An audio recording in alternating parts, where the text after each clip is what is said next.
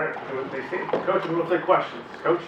Yeah, really proud of our guys tonight. That was a hard-fought win. You know, you had two teams that obviously are both playing a lot of young players and trying to figure things out, and two teams scrapping and clawing to try to get wins in a really tough league. And this team had won two of its last three, I believe. Had a close loss to Rutgers, but beat a good Iowa team.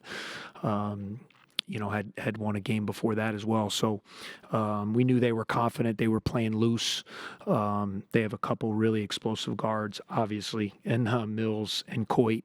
We did a pretty good job on Coit, not so much on Mills. But the story of our game was I just thought our guys' will to win. You know, we got down 6, with about 13 minutes to go, and we've been talking a lot about those kind of pivotal points in games when you get to that 12-minute mark, and that's been where we've really struggled. We've had empty possessions. Our defense has really broke down and given up a lot of easy baskets and big runs. Really happened to us the last 2 games in particular, and was just really proud of the guys the last 12 minutes of just, in a game that wasn't super pretty, and they make you play that way a lot of switching, changing defenses, pressing, trying to keep us off balance. And, I thought our guys did a really good job, and certainly the star of the night was Clayton. I thought his shooting in the second half really gave everybody confidence, and they were making Nick pass. We just got Jordan to the corner, and they were leaving him, and they were going to live with the results. And man, he just kept knocking them down. So really proud of Jordan, man. He's a guy that is just rock solid. He shows up every day. He's been a captain of this team. He's tried to lead the best he can, be as an older guy during a tough time. And, to see him have a night like this and to see the guys be able to mob him in the locker room and hug him and praise him, man, it was cool to see. Any questions for Coach? Jake? Coach, when you look at just the path that Jordan has taken with this program and like the ups and downs that he's gone through, for him to have a night like tonight, like just what do you feel for him? And just what is that? I feel great. Last year, it was much talked about how selfless he was. When Leach and Barnheiser went down, the plan was to redshirt him. And he had missed almost 20 games, maybe 20 games, right around that area. And, I met with Jordan and I just said, hey, listen, man, if I'm okay, if you want to keep redshirting, I don't want to, just because you're only going to be able to play 10 games or so here at the end. He said, Coach, my team needs me. I got to get out there. We need a guard on the floor. And that's just kind of the guy he is. He's stayed steady through ups and downs. Everyone knows it's been a really tough year this year for us with a lot of, the losing and fighting and trying to figure things out. And he's just been a steadying influence, and he's loved by his teammates. To see the respect that he carries from his teammates is big time. And just really happy that he had a moment like this. And you guys know that cover us. I talk a lot about the basketball gods, and our guys think it's cheesy and all that. But, when you do right by the game, I'm always a big believer that the gods are going to reward you and the shots are going to go in and good things are going to happen. And he was doing right by the game tonight. He was playing hard. He was competing. He was throwing himself into trying to guard those guys and rebound and battle. And all of a sudden the ball found him and he made a bunch of threes, which was awesome. Coach, 15 forced turnovers today. Feels like you guys are really getting back to that identity. Just how critical has that been as you start to try to find that defensive identity once again? Yeah, I think we've shown stretches of really good D. The Michigan game, I thought there were stretches of that. I thought Nebraska for about 30 minutes. I thought our defense was really good. We turned them over uncharacteristically a number of times against a prolific offensive team. And then tonight, I thought we were very active. We got in the lanes, our aggressiveness, our activity. Guys were getting steals, getting in passing lanes, and then we were able to get out in the open floor a little bit, which is huge for us. And we got to do a better job converting in transition because I thought we left a lot of points on the table from those steals. But, just that activity I thought bothered them at times. Coach, Angelo Sharabino, 16 points off the bench, a second straight big performance. What can you speak about his impact as a sixth man? Yeah, Angelo, it was everything we wanted him to be tonight. We've talked to him about being that energizer for us, and really trying to play to his strengths, being a guy who fills lanes, being a guy who cuts, being a guy who gets on the boards. opportunistic shooting an open three like he did. He made a corner three. It was a good shot for him. He got to the line 10 times. I just thought his defense, his activity, his rebound, all those things, that's the kind, we need that athleticism on the wing. And when he's playing like that quick twitch athlete that he is, it really brings a lot to our team. Matt. Coach, had a rough 4-game stretch for Nick, playing 3 top 10 teams. Yeah. Kind of a breath of fresh air playing against Maryland. Gets up to 29, even in a game with, like you said, it kind of seemed like he was past first. But how'd you get him back in his rhythm? Yeah, I mean, I think, with Nick, just talking to him, he put so much pressure on himself.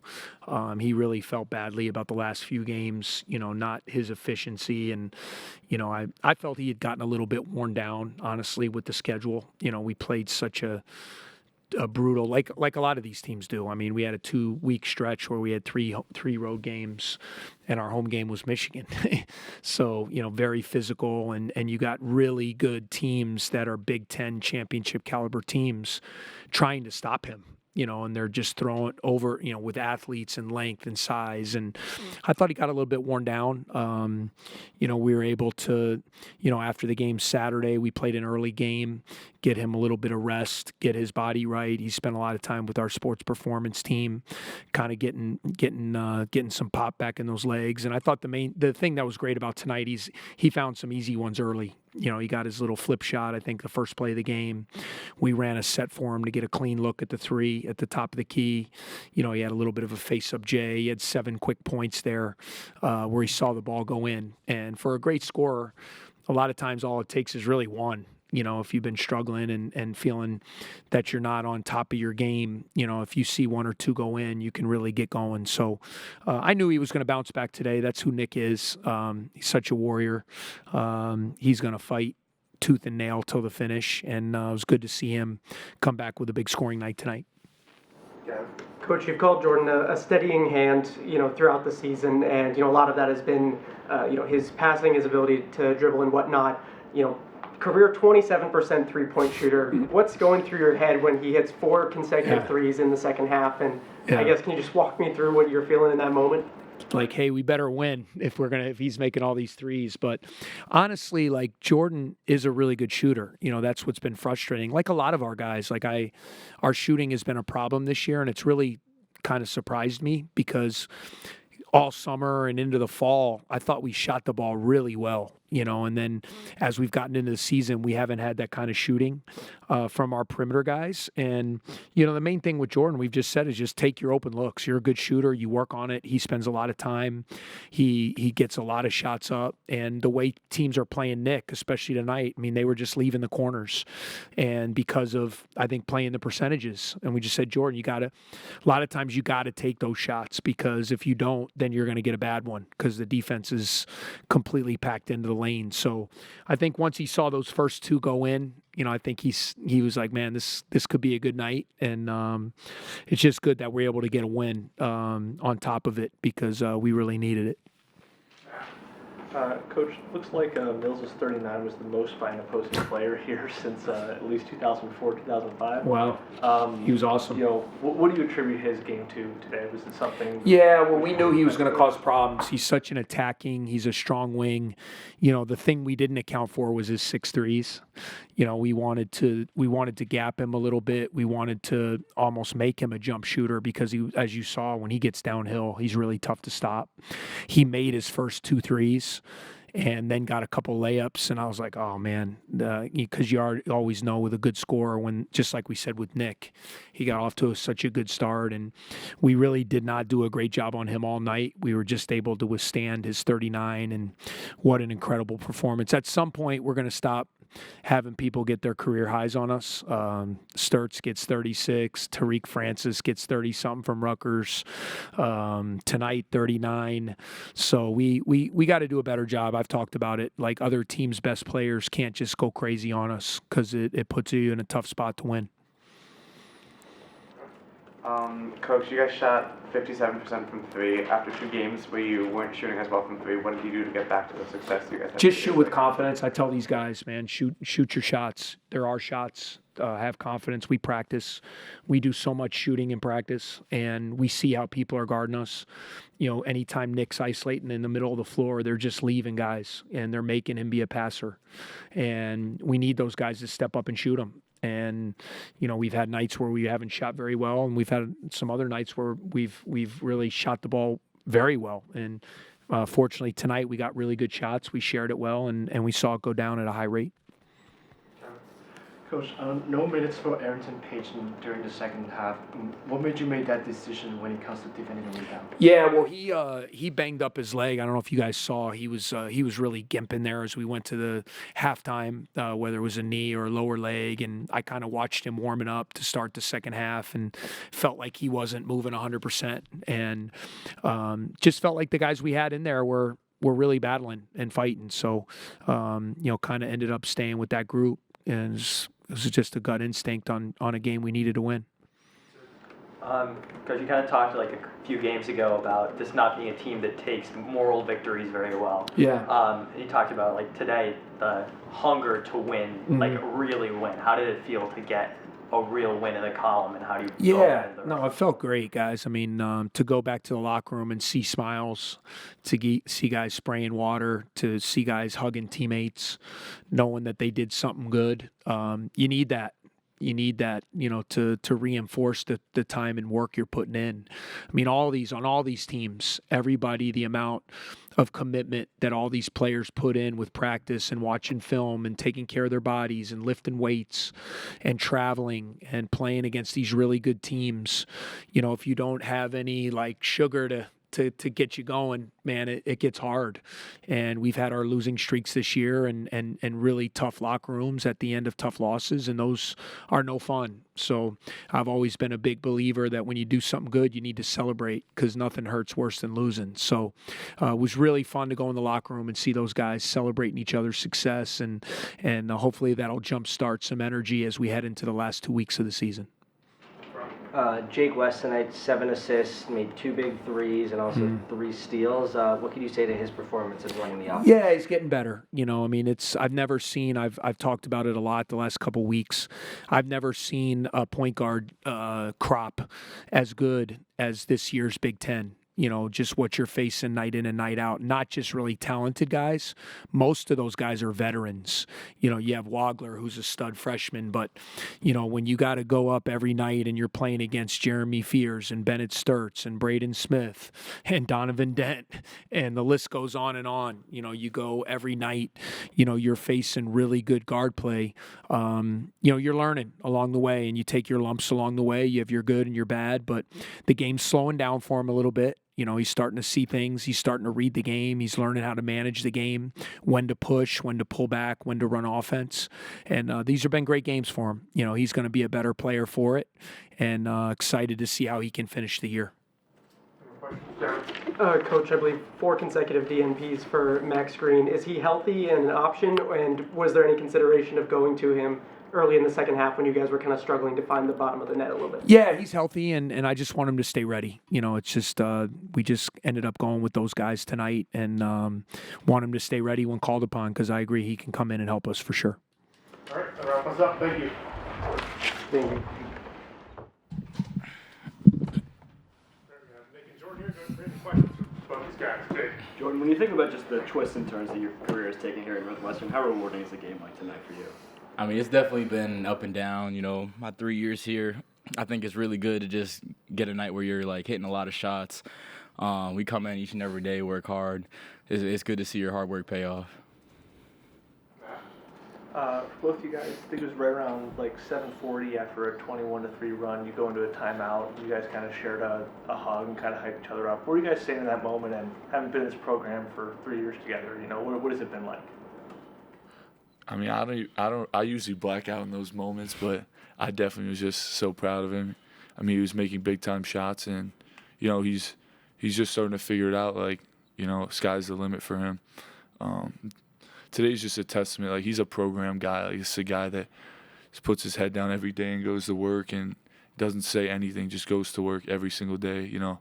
He's just such an amazing kid, and just you could just tell by the way everyone was reacting to every time he made a shot, how much impact he's had on other people's lives, just the way he carries himself. So I was very happy for him.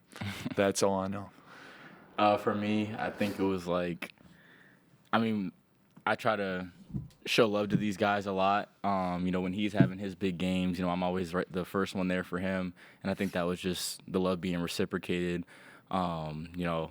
He's been here my whole career. He's kind of seen what, like, the ups and downs of what I've went through. And, he's the first one there to congratulate me. So appreciate him a lot.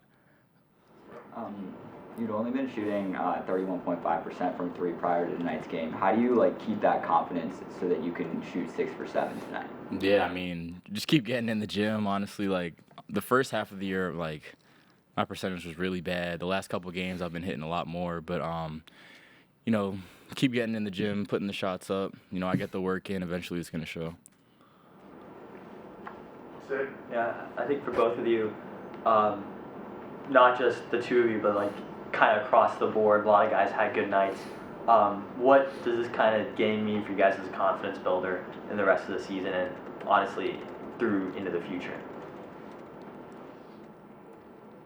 It's definitely, we've shown that we can compete with any team in this conference. You guys have been here to see it. We just haven't been able to close games out. And, we had best team in the country in here on the ropes, up 16. We lose that game, and stuff hurts, man. It really hurts. We just continue to have hope. We just, there's no reason, there's no reason we should have lost this game tonight. And at the very end of the game, I throw the ball away, and they have a chance to, bring it within 3. And that's just how basketball is. And to get this win, just feels great, getting over the hump after, we try our hardest. We work hard, and, sometimes you just don't get the results that you want. And getting the result you want feels good. We have a lot of hope. Nick, a key of this program for the past few years has been forcing turnovers to, get out in transition and score. How do you feel like you guys have really been able to get back to that in these last few games? Yeah, just playing harder. That's really all it is playing harder. And, it's hard for when you have 8 new guys trying to get everyone in spots, understanding the defense. It's a hard defense to understand. It took me a while. I'm still messing things up. So is this guy. But he messed up a lot less than I do. But, yeah, it's definitely – it was big time tonight. Nick, you had a bounce-back performance today, highest points in Kent State. How did it feel to be out there being so successful? Yeah, honestly, it felt good to win, really. Just like the buzzer going off at the end of the game, it felt great. Everything that's happened to me personally, as long as I could have contributed to winning, it really wouldn't have mattered, and I wasn't. And today I got the opportunity to, and we won. That's a good feeling. Jordan, you check into the game around 13 minutes left. You don't come out. 4 consecutive threes, student sections chanting your name. Just walk me through kind of what that moment is like, in your head, what the, messaging from coaches, and just kind of how how much of a whirlwind the back half of this game was for you. Honestly, it felt nice. I can't lie, but a big thing that we kind of preach here is being even-keeled, when things are really good or really bad. So I was, really level-headed. There was some moments of celebration, when we were going back to timeouts. Nikki's giving me a hug and stuff, but just staying focused on winning the game, because we have in the past had leads, especially those last 10, 12 minutes, and not won the game. So I was just really focused on winning. One more question, Matt. For Nick, played some tough teams on the road, and then also Michigan at home. Seemed to kind of struggle to find your shooting touch in that stretch. How do you feel you were able to regain that this game? Yeah, it's a long season. Sometimes ball just doesn't go in the basket. You have stretches where the ball doesn't go in the basket. I always talk about my faith. He talks about being even-keeled. I'm as even-keeled as it can be, knowing that, God has a plan for me each and every day. And Jordan's a believer just like myself, and, we've grown together in that 100%. And just us two being up here, it's a great feeling. And let me tell you, if any of you guys ever want to talk to me about it, text me. I will 100%. Reach out to me. I promise you, if you have any questions about it, I'm definitely trying my best to be a disciple and, talk more about it. So 100%. All right, that wraps us up for today. Thank you. Thank you.